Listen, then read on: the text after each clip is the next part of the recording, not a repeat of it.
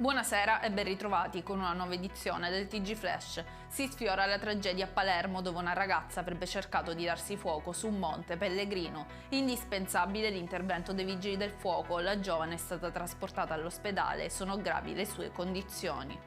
Arrestati 6 soggetti a Palermo ritenuti responsabili del reato di corruzione, tra loro anche un carabiniere. Quest'ultimo avrebbe fornito informazioni agli spacciatori in cambio di denaro.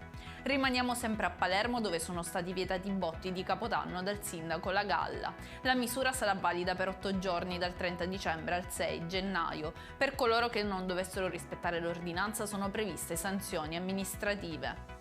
È emesso il divieto di accesso nel centro urbano di Catania per un parcheggiatore abusivo. L'uomo stazionava abitualmente in piazza Borsellino ed era stato già sanzionato 8 volte prima di tale misura. Infine il meteo: nella giornata di domani in Sicilia si prevedono cieli in prevalenza nuvolosi, saranno stabili le temperature.